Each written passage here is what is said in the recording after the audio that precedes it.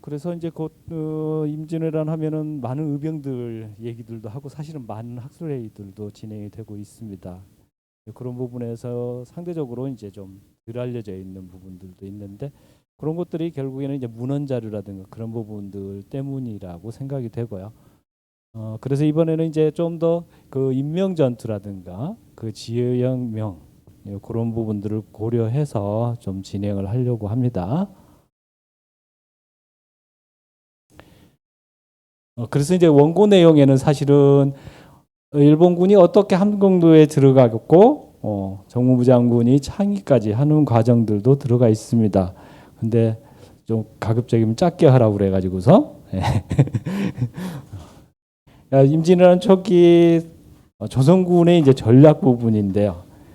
원래 이제 조선군은 전쟁 초기 수륙군을 이용해서 협공하려고 했고, 근데 그 방어 전략이 사실은 먹혀들지 않아서 불리하게 진행됐다라는 거. 그거는 해상에서 결국에는 침입을 저지하는 데 실패했고 결국 육상에서도 상주 충주 전투에서 그래서 이제 한 달 만에 결국에는 서울이 함나게 되고 그리고 도요토미 히데요시는 명나루 정복까지 이제 발표하는 상황이 됐다라고 할 수가 있죠. 그래서 이제 이런 식으로 이제 일본군이 진격을 해서 결국에는 가토기 우마사는 이쪽 관부까지 올라가는 상황이 됩니다. 물론 그거는 6월 3일 벌어졌던 도요토미 전통식 팔도 분할 계획에 의해서 형성됐다라고 할 수가 있습니다. 목적은 이제 조선 관리를 어떻게 그리고 민중을 유명하고 저항자를 소통하고 그리고 이제 조금 더 나가서 명나라를 치기 위한 거점을 확보를 한 차원에서 이루어졌다라고 할 수가 있고요. 여기 이제 그 팔도에 할당된 분량입니다. 그래서 함경도가 갓도기우 마사인데 할당량이 상당합니다. 200만, 207만이잖아요. 207만 석입니다. 그거는 경상도가 280만, 전라도가 220만 석에 비하면은 상당히 과한 거죠. 결국엔 그 부분은 뭐냐면은 나중에 갓도기우 마사 휘하 군사들이 가혹한 수탈이 이루어질 수밖에 없는 결국에는 오늘 그 여러 선생님들이 발표하시는 그 지역 길주 지역에서 결국엔 수탈에 못 이겨서 결국엔 창의가 일어나고 결국엔 그것을 막기 위해서 정문부군이 활동하는 그것과 연결된다라고 할 수가 있는 겁니다. 함경도로 진격한 갓도기우 마사는 곡산을 열자 철령으로 진격을 하죠. 물론 당시의 관군은 매우 부적절하게 도망을 가다 잡히거나 반민들한테 죽음을 당하거나 그런 상황이 발생하죠. 물론 이제 북경사 같은 경우에는 해성창에서 이제 싸우다가 말려들긴 했지만은 그래도 이제 싸워보기라도 했던 이제 그런 분들이 있는 경우에 물론 이제 갓도는 그 이후에 함경도 전력을 점령하고 여진까지 지역까지 들어갔다가 결국에는 다시 이제 경성으로 퇴각을 하는 형태가 되는 것이고요. 그 과정에서 이제 결국에는 두 왕자가 잡히고 상당수의 지방관들이 이제 갓도 휘하에 들어가는 형태가 됩니다. 그 이후에 이제 갓도는 각 지역에다가 병력들을 분산 배치하게 됩니다. 그래서 갓도와 함께 같이 간 2군에 속해 있던 나베시마가 두 사람이 이제 나누지요. 그래서 갓도는 길주, 해정창, 단청, 이성, 북청 그리고 나베시마는 홍원, 함흥, 정평, 영흥, 고원, 문천, 덕원 그리고 이제 난중에 여기가 그겁니다. 그래서 이쪽에 지역은 나베시마가 요 북쪽에 북청, 이성, 단천 그리고 오늘 그 많이 얘기가 되는 길주와 명천, 경성 이쪽에 해당되는 갓도 휘하 부대가 주둔을 하게 되죠. 물론 갓도는 다시 쭉 내려와서 맨 아래쪽에 있는 안변 물론 이제 왕자를 데리고 있고 한다라는 이제 그 목적에서 이거는 이제 함경도 전도 근데 이제 지도가 조금 이상하죠. 그 이제 지도 형태가 보다 사실적인 부분을 제가 많이 찾았는데 이제 뒤에 가면 조금 더 사실적인 부분이 나오지만은 크게 보면은 이렇게 그리고 이제 거기에다가 갓도는 이제 병력을 이렇게 배치를 했던 거죠.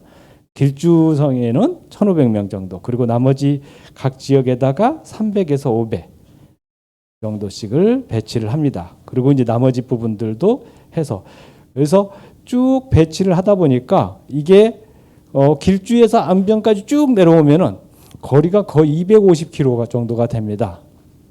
그리고 산지도 많이 있고요. 그렇기 때문에 진영 간의 연락 체계가 사실은 쉽지 않은 상황이라고 할 수가 있는 거죠. 그래서 실제 남해시마의 기록에서 보면은 기요마사가 병력을 너무 분산시켜서 각 지역의 사역들이 상당히 허술했다라고 얘기도 합니다. 그러니까 실제 임진왜란 당시에 우리 이병들이 활동할 수 있었던 것은 15만여 명이 다 왔다 하더라도 그것 병력들을 분산 배치를 하다 보면은 각 지역에 남는 병력들은 몇백 명에서 많아야 1,000여 명 정도라는 거죠. 그렇기 때문에 결국 그 지역의 의병들이 나름대로 규합을 하게 되면은 활동이 가능했다라고 할 수가 있습니다. 그렇게 하면서 이제 갓도는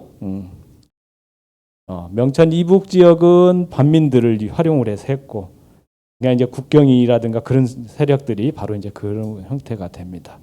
실제 갓도는 상당히 이제 자신이 그 현지 지배를 잘하고 있다라고 과시를 하기도 합니다. 물론 이제 초기에는 반민들이 협력을 하고 해서 많은 관리들도 사로잡고 왕자도 사로잡고 했기 때문에 효과가 있었다라고 생각을 하는데, 결국에 이제 시간이 흐르면서 계속적으로 의병들이 창의가 되고 그들의 반발이 커질 수밖에 없는 그런 상황이 됩니다. 그 인물이 바로 이제 정문부 장군이죠. 그래서 이제 창의를 해서 여러 지역에서 활동을 했고, 그래서 이제 북한대첩비가 이게 이제 그 지역을 조금 더 자세하게 그려진 지도입니다. 관북여지도라고 하는 건데, 그러니까 정문부 장군이 싸웠던 곳을 여기서 찾아보면은 길주성이 이쪽입니다. 그리고 그 옆에 장덕상이 있고요. 거기서 조금 더 올라가면은 그 장덕상이 이제 바로 장평 전투가 벌어져요. 옆에서 전투도 있고, 조금 더 올라가면 경성이 있는 거죠. 아까처럼.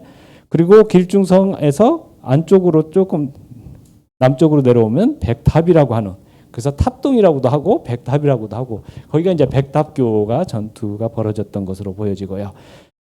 그래서 쭉 이렇게 여기가 이제 인명천이고 여기가 쌍포천입니다. 그래서 여기 이제 인명역이 여기 있고요. 그리고 쌍포가 여기가 있고, 그 쌍포 옆에 영동관이라고 하는 역이 있습니다. 그 영동관의 마천령 아래에서 주둔하고 있던 일본군이 있는 거고, 일본군들이 이 영동관 옆에 책성에서 이제 주둔을 했고 있다라고 하는 얘기들이 있습니다. 그 이제 이 뒤에서 이제 나오는데, 이 이후에 이제 여기가 성진진이라고 명칭이 확인이 됩니다. 그러면 이제 인명상부돈집이 과연 어디서 벌어졌는가 하는 것들을 좀 더 살펴보도록.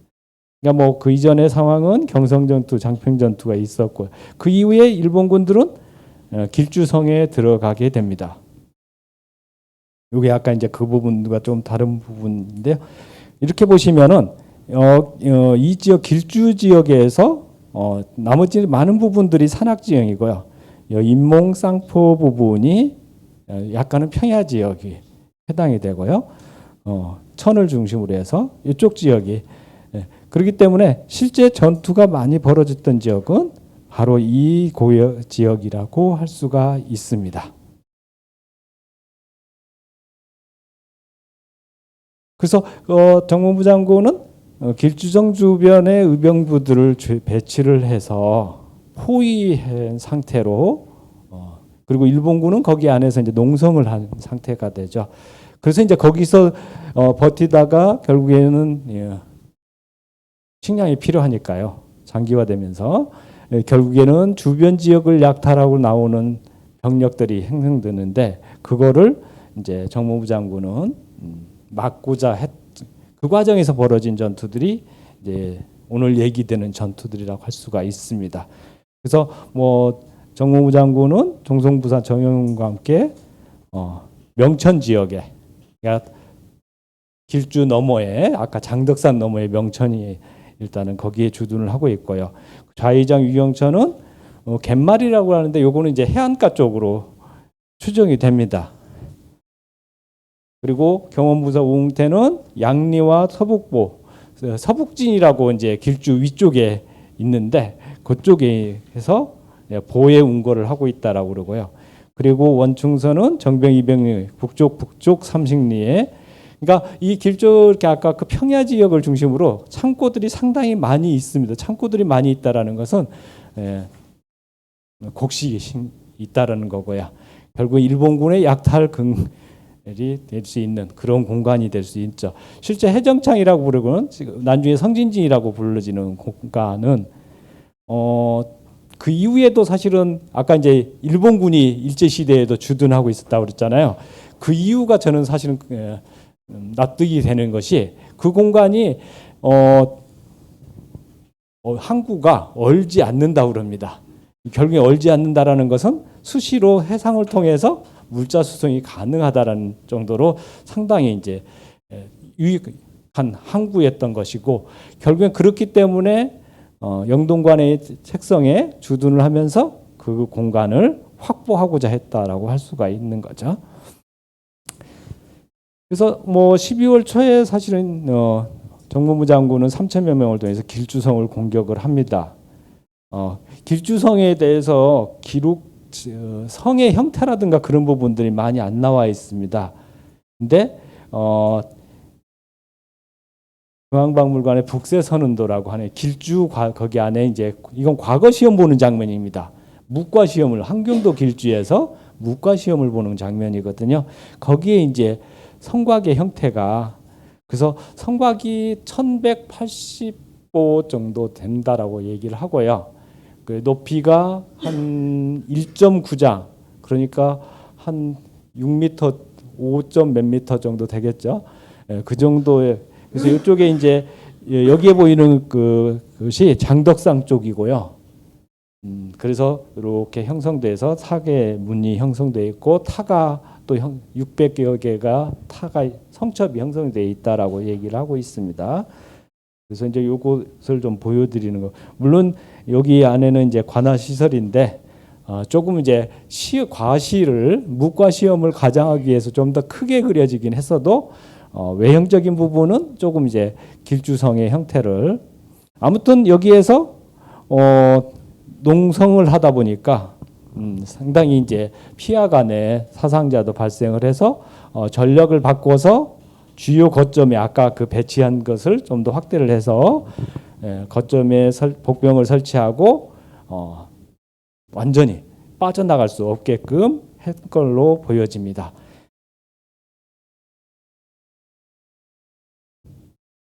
그래서 이 당시 이제 일본군의 일부 병력이 마천령 밑에 영동관 아까 얘기하셨던 여기가 이제 그 책성이라고 하는 영동관의 책성, 그래서 그 부분을 사실은 되게 많이 찾았습니다. 어느 지점일지. 영동관 위치는 파악이 됐는데 근데 이제 우연히 그 마천령 관련 서울대 규장각에 있는 이거 지도입니다. 거기에 봤더니 여기 아래쪽에 성진진에 해당되는 부분인데 이 아래쪽에 목책을 이렇게 그려놓고 목책이라고 한자로 써놨어요. 과연 근데 성진진은 사실은 석성으로 만들었거든요, 나중에. 그러다 보니까 요거는 그 이전 상황을 설명하기에, 가끔 이제 조선 후기 지도에 보면은 남한산성 관련 지도 같은 경우에는 병자호란 때 청군의 매복지 무슨지 이렇게 해가지고 표시를 해놓는 경우가 있거든요. 그래서 이제 이것도 약간 그런 부분들이 아니었겠을까. 그래서 여기가 결국엔 영동관의 책성으로 저는 이제 생각을 했던 것이고, 마천령이 이쪽 위니까 아래쪽으로 이제 내려와서, 그래서 주변의 해정창, 그 항구 성진항이죠. 그 항구를 수비하고 하기 위해서 했던 것으로 보여집니다. 그래서 결국엔 정문부 장군은 이 책성을 공격해야 되겠다. 이걸 공격하면은 결국에는 단천과 길주성의 병력들을 연결하는 그 병력들을 차단할 수 있는 것이고 각계 격파할 수가 있을 거다. 그래서 이제 병력을 그 책성 쪽으로 결국에 이동을 시켜야 되는데 결국엔 그렇게 하려면은 병력이 임명 쪽을 통해서 이동을 할 수밖에 없는 거죠. 결국 이제 그 과정에서 임명 쪽의 촌으로 책성에 있는 부대들이 약탈을 위해서 이동을 한다라고 하는 이제 정보를 입수를 하고 결국엔 그 병력들을 어떻게 공격할 것인지 생각을 하고 매복을 시켰다라고 얘기를 하는 겁니다. 그래서 그럼에도 불구하고 이제 그 책성에 있던 병력들은 의병들의 활동 내용을 모르는 상태에서 올라왔던 거죠. 계속 길주 쪽을 향해서. 그래서 그쪽 공간을 사실은 우리가 잘 모르잖아요. 가보지도 못하고 하기 때문에. 그래서 일제시기 자료를 우연히 찾다 보니까 요걸 발견했습니다. 성진에서 길주 가는 길. 일제 초기에 외국인 선교사가 찍은 사진입니다.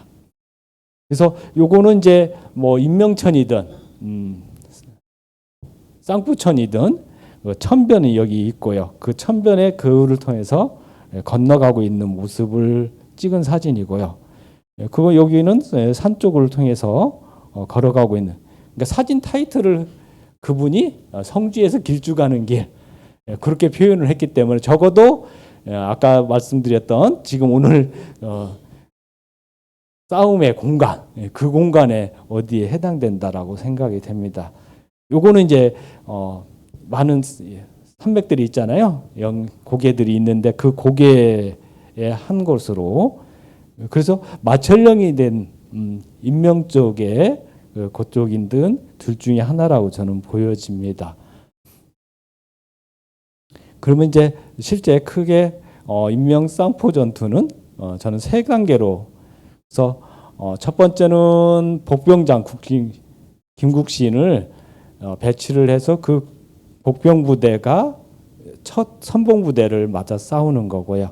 그리고 두 번째는 선봉 부대가 공격을 받았다라는 상황을 입수하고 본대가 공격을 하는 상황이고요. 그리고 세 번째는 그 전투가 끝난 이후에 본대 새로운 이후에 나머지 이진이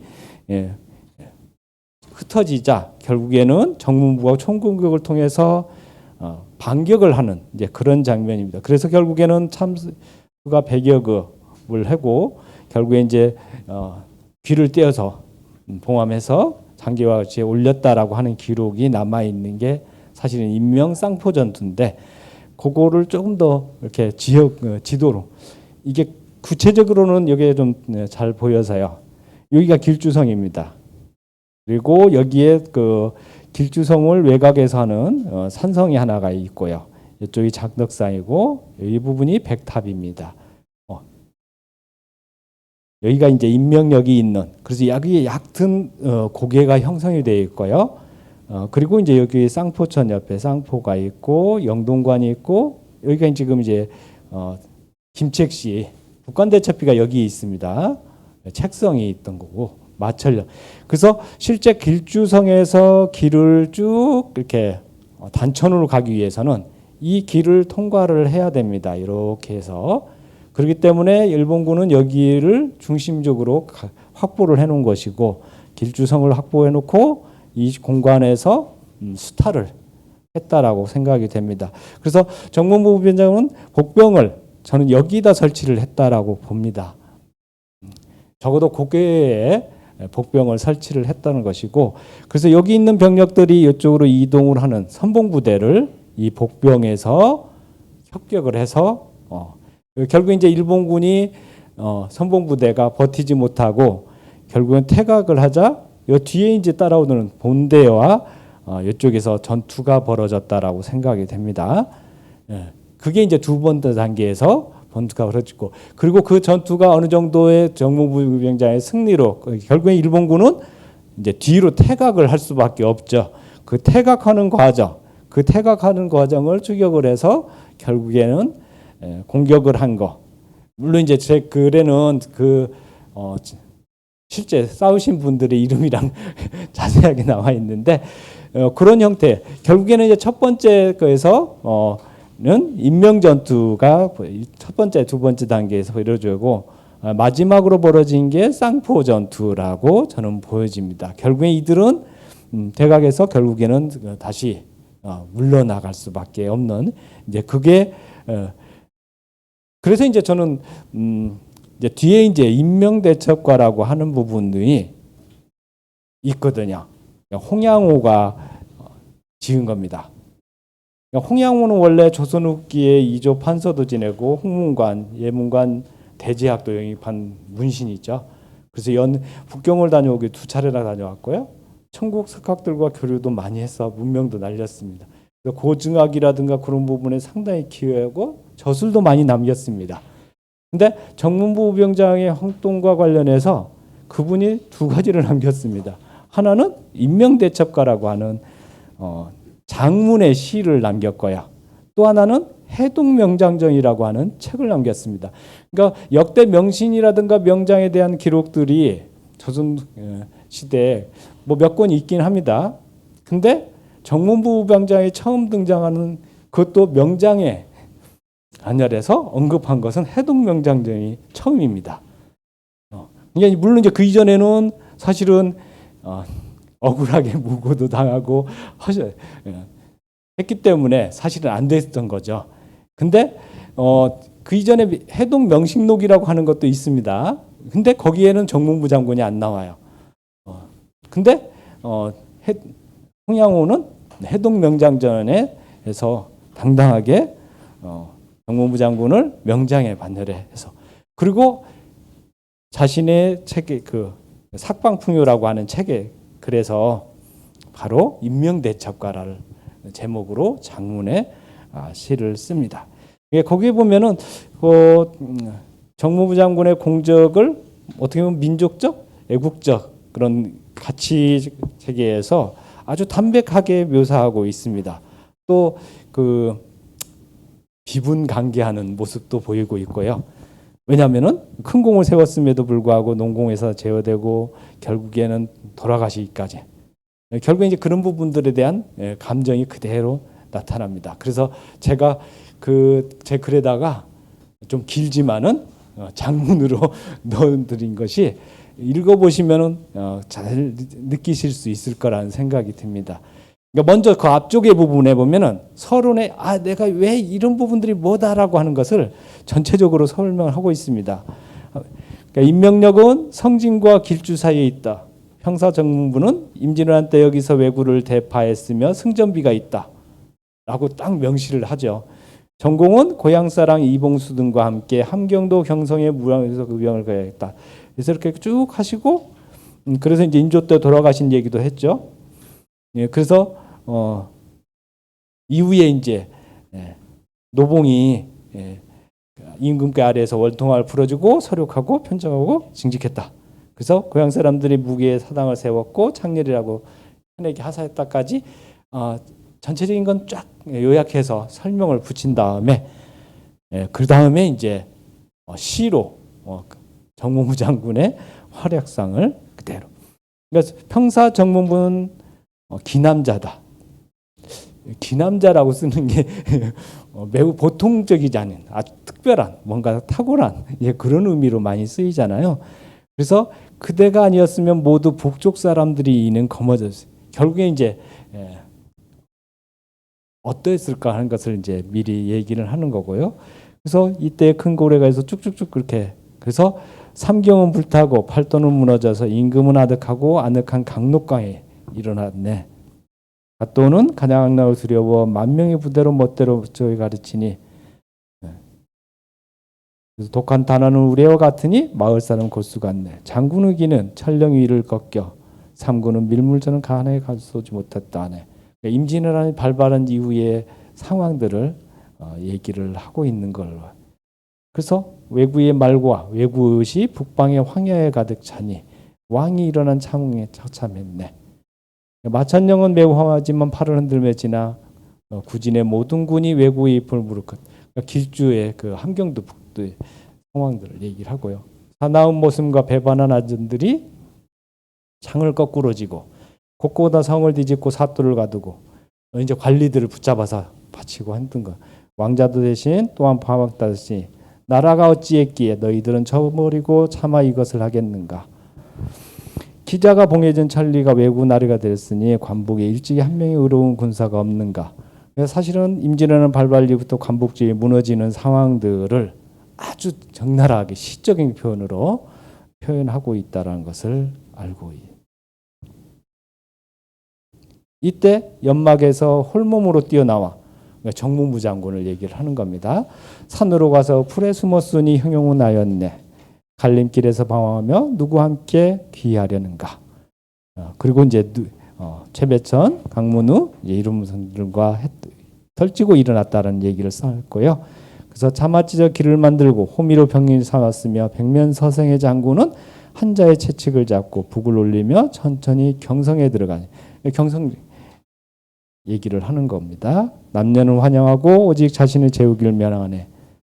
여기 이제 국세설 얘기도 나오고 있고요. 군의군 성세는 하루아침에 북쪽길에 진동을 했다. 배반한 적들은 차례대로 몸을 묶고 죽었네. 변방에 오랑캐 틈을 엿보다가 갑자기 준동하더니 마치 그 뿔이 무너지는 따랐네. 왜구들은 그것을 들고 군사를 거들어와서 욕박가의 성곽에 오르니 개미가 붙은 바글바글하네. 성 위에 한 번 북을 치니 화살이 비오듯 하고 쓰러진 시체들이 돌아날 겨를이 없이 패자를 가득 채웠네. 관군들이 추격하여 길주에 이르러 3번 세워 3번 패배시켰으니 모두 흩어버렸네. 장평 쌍포의 수백 리에 창을 던지고 징을 버리고 찌나 주렁주렁 널렸던지. 이건 이제 의병을 일으켜서 국세찰하고 길주 주변에서 여러 차례 싸우고 있는 모습, 그 모습들을 자세하게 설명을 하고 있는 겁니다. 교만하던 외구의 쓸개가 찢어졌으니 뼈가 없는 것 같고 달팽이 움츠러들고 뱀이 토굴 속에 서린 듯하네. 단천의 대병령이 스스로 맞이하여 와서 야밤에 재갈 물리고 잔천 안쪽으로 이동하여 산에 숨고 길을 눕힌 채 기루를 끄르니 앞에 뿔은 잡히고 뒤는 뛰는구나. 백탑의 언덕과 인명들의 건장한 사내가 용명을 뽐미는 것이 범이나 무소 같네. 외구들은 바쁘게 쥐가 숨쉬는 것처럼 토끼가 달아는 것처럼 하여 이따금 내가 찢어고 팔이 골절되었네. 늘어진 머리가 헐벗은 발의 외구는 경관으로 변해 긴 끈으로 빽빽하고 왼쪽 귀를, 그러니까 귀에 아까 잘랐다서 했다라고 했죠. 그 말은 외구의 쓸개가 찢어졌으니 뼈가 없는 것 같고 달팽이 움츠러들고 뱀이 토굴 속에 서린 듯하네. 단천의 대병력이 스스로 맞이하여 와서, 여기 단천의 병력은 이제 바로 그 단천의 마천령 아래 영동관에 있는 책성병력까지 얘기를 하는 것 같아요. 강자 남쪽으로 이동하여 산에 숨고 길에 눕힌 채 기루를 끄느니 앞에 뿔 잡히고 뒤는 자를 끌어 당기는 꼴이구나. 백탑의 언덕과 인명이들의 은장한 사구에, 이건 아까 그거구나. 외추는 대성통곡하며 달아나 마천령을 넘으니 머리는 여리고 있고 너그니 이미 나갔다네. 진영의 구름이 처음 느르나무 사랑이 되니 피 묻은 큰 바다의 물에 맞게 식네. 북방이 23개 고을 한마디 땅이 모두 우리 강토의 다스림으로 돌아왔다.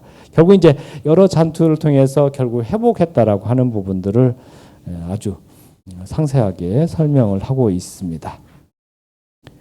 가령쿠나 당당하던 이봉수 이화당 두 장수야.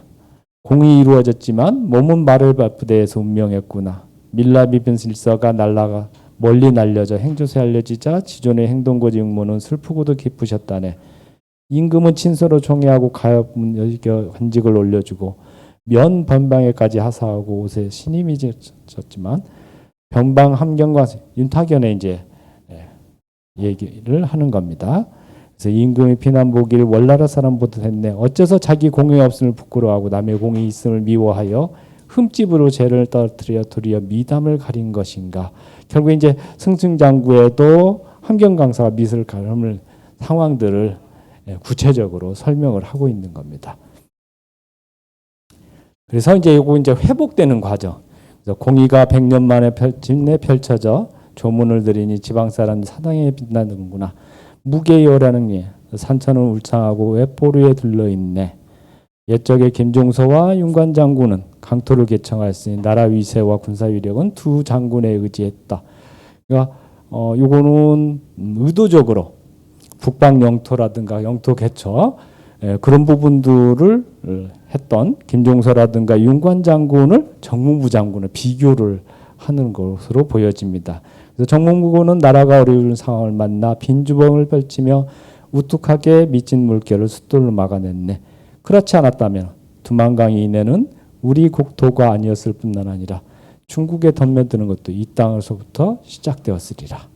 공이 수립한 공과 같은 경우는 다시 탁월하여 천년 전의 수양성과 비길만 하다. 아주 극찬을 이제 하는 거고요. 그래서 생전의 낙척함과 죽은 때의 번뇌하고 원통함 모두 한수월하시라.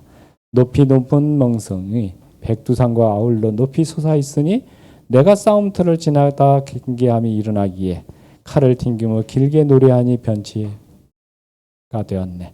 칼을 튕기며 노랫소리 격렬하여 변방의 밤 매서워 울림이 그치지 않는. 그러니까 뭐 정무중 장군 이후에 죽음 이후에 100만 만에 다시 이제 회복이 되고 하는 상황들을 그리고 이제 무엇보다도 그의 평가를 좀 더 구체적으로 하죠. 그래서 장문의 시에서 사실은 이렇게 한 인물의 형상을 역사적인 구체적인 사건 전개에 따라서 그려내는 것이 그렇게 흔하지는 않은 것 같아요. 근데 작품성으로서 상당히 서사성이 뚜렷하고 있습니다. 그래서 뭐 전체적 상황부터 함경도로 좁혀들어 일본군이 유린당하고 내부 반역자가 소출한 상황을 엮어내면서 정무부 장군이 등장을 했고요. 그리고 이제 후반에 보면은 아까 얘기했다시피 김종서, 윤구장 장군을 강토를 개척하고 나라 위세, 군사 위력을 의지했다 나라가. 결국 이제 그런 부분들을 결국 정문부 장군에게 똑같이 비교를 해서 나라가 어려지는 상황에 만나서 빈주먹으로 떨쳐 막아냈다라고 하는. 실제 홍양호 같은 경우에는 일본이라든가 청의 전면적 침입 가능성이 사라졌다면 실제적으로 계속적으로도 아직도 노략질을 하고 있었고 분쟁도 있었기 때문에 국방이라고 하는 부분에 상당히 중요하다라는 것을 생각을 하고 있던 사람입니다. 결국 이제 그런 상황에서 특히 이제 북한의 외잔직을 역임을 하다 보니까 민족의식이라든가 북방 영토의식 그런 부분들이 사고가 형성됐다라고 보여져요. 그래서 기존의 어떤 화의관과는 좀 다른 실학적인 사고를 하게 되죠. 그래서 그러면서도 어떻게 보면 자신이 그 외관직을 하다 보니까 국방 강화 대책 실질적인 결국 이제 그런 것들의 근본적인 변화를 가져와야 된다. 결국 그래서 해동명장전이라고 하는 그러니까 그 전까지는 명신록이라든가 그런 식으로 전체적인 인물을 다루는데 해동명장전은 무에 관한 사람입니다. 전쟁이라든가 명장에 관련된 부분만 인물만 했기 때문에 결국 이제 그 해동명장의 서문에 보면은 이렇게 나와요. 외침을 겪어서 문무에만 힘쓰고 무비는 갖추지 않는 현실의 경족을 올리기 위해서 역대 명장들의 절전을 저술했다. 그렇게 하면서 24명의 인물을 소개하는데 거기에 정문부 장군이 포함되어 있어요. 물론 이제 지금 요즘 해동명장전은 그 이후에도 많이 얘기가 돼서 뭐 특징들은 그래서 뭐 국난을 극복한 애국심이라든가 무공은 중요하고 다루지만은 정치적 상황이라든가 그런 부분들. 그러니까 실제 다른 책들은 해동명식록이라든가 그 이후에 나오는 다른 책들은 사실은 이제 붕당이라든가 가치 의식적인 그런 사고에서 제외되는 인물들이 많이 있었어요. 근데 홍양호는 이제 그런 부분들을 없이 철저하게 객관적 사실을 통해서 무의 강화 그것이 결국에 국방의 강화로 이어졌다라고 하는 부분들을 강조를 하기 위해서 그렇게 했다라고 보여집니다. 그래서 어느 임께서 관점에서도 편벽되지 않고 심지어는 그래서 승장들도 해동명장전에는 영규라든가 휴정, 유정 다 나오는 것도 특징이라고 할 수가 있거든요. 결국 이제 인명대첩과의 내용도 그런 것 인식을 싹 배제하고 공운을 위주로 사실적으로 어떻게 진행되어 왔는가 하는 것을 객관적으로 표현했다는 점에서 다른 어떤 시보다 상당히 의미 있다. 그래서 사실은 인명대책과가 알고는 있다는 걸 알고 있었지만은 음영 등을 평가하는데 상당히 중요한 그런 평가의 가치를 가지고 있다라고 저는 생각을 합니다. 그래서 종중에서도 인명대책과를 적극적으로 좀 알리시는 방법도 있을 것 같다는 생각이 듭니다. 자, 이상으로 맺은 말은 어차피 앞에 내용들을 좀 요약을 하는 거여서 이상으로 마치겠습니다. 감사합니다.